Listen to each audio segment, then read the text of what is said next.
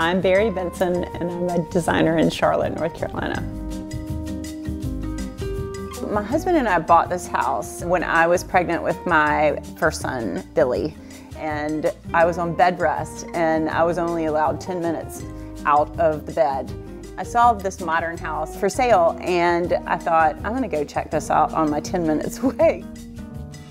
This house was built in 1958, but when we bought it, I think they had sort of stopped in the 70s, so there were many references like cactus and mirrors and things like that that were in this house.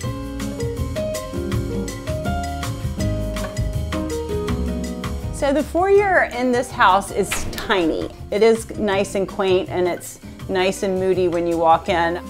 This used to be a very large coat closet with 3 louvered doors, and it was the first thing you saw when you walked in, and it always bothered us. So my husband designed this little niche and a concealed closet right here. Not as many coats, but we're in the South, we don't need as many.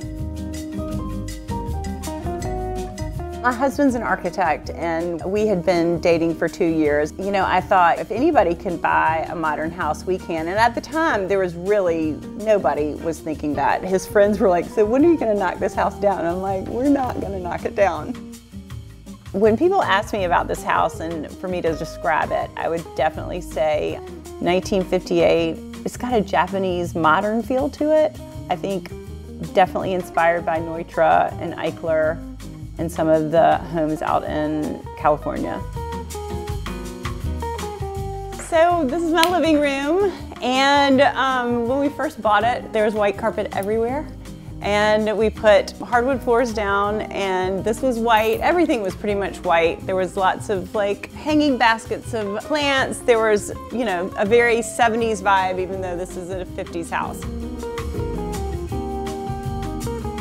I guess about 15 years ago, I had a shoot from Domino magazine, and there are a few things remaining. There's the old carpet that black and white seems to be a nice graphic and always works with all different types of fabrics mixing. I think it's always good to have a black and white piece that sort of helps you balance all the different florals and plaids and fabrics. This is my dog Otto. He came in.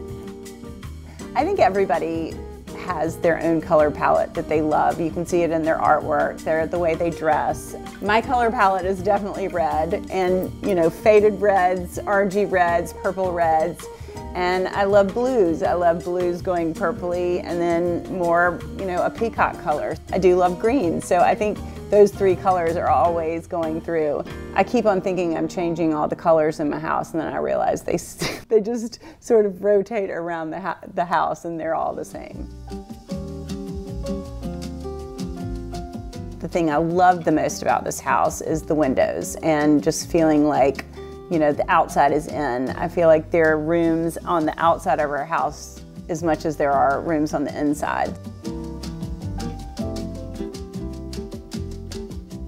I love to entertain with china, and I have quite a bit of it. My grandmother gave me some, my mom gave me some. I love silver. You know, it's a Southern tradition to entertain and to set a table.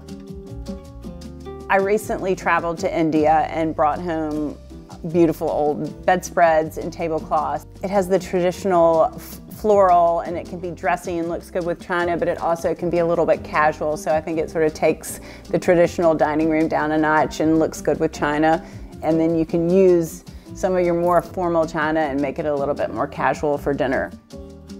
One of my favorite pieces in here is my grandmother's Chinese oriental rug. It's just got some of my favorite colors in it, and I really am getting comfortable with the pink.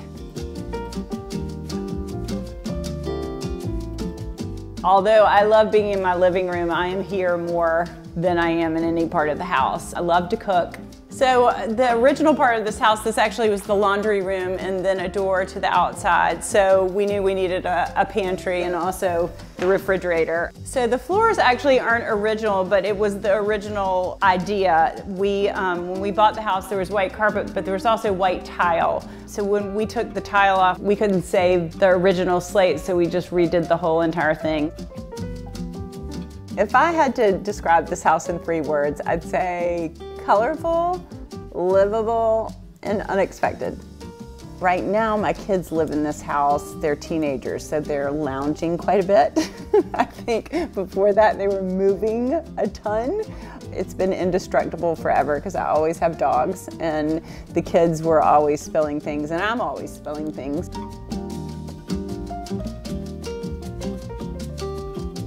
I mean, there's not much to say about this room except for it screams 16, I think you would think.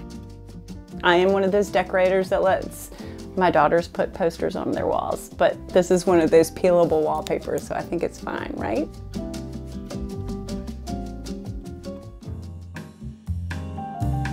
So this room we added around the time when we did the addition to the kitchen, and this is our playroom. I mean, this is where we watch football games.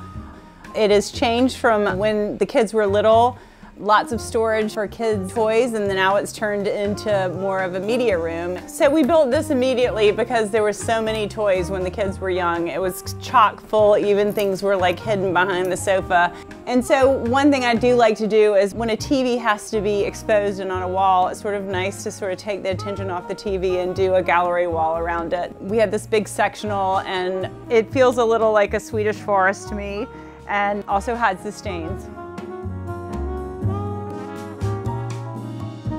I would say my house is a little bit of an experiment and also a furniture repository. I mean, I think that, you know, some things don't make it into some clients' houses, and, you know, we're always buying furniture and going to flea markets, and sometimes I give it away and sometimes I'm like, I'm not giving this away. And so it's fun. I feel like I find something special and then I want to make a home for it. So sort of like art, I am constantly moving things around because I don't know, it makes me really happy for a few months to have it all turned around.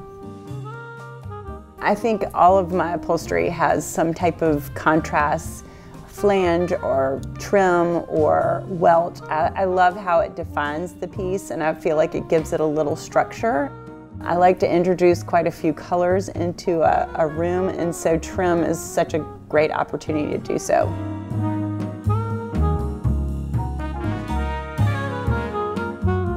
I've had a few iterations of my bedroom, and you've probably seen it in a couple of different ways. Domino, it was a grass cloth, and then I went to a blue grass cloth. This is an artist that we work with, Jackie Gendell's wallpaper, and it's her interpretation. It's at night, it's beautiful and soft, and it's so beautiful during the day. I don't get tired of it at all. I don't know if I'll ever change it again because it makes me so happy. So this is a huge room, and it was actually even bigger. We eventually put our closets behind the bed and brought the wall out about 4 feet. So both of our closets are on either side. They have a wall separating, which is very needed. I love to keep my mess in this room. So one of the greatest things about this house is many of the rooms have doors to the outside. So it's very easy to let the dogs inside and out, and also go out and read a book or have coffee. You want to go outside?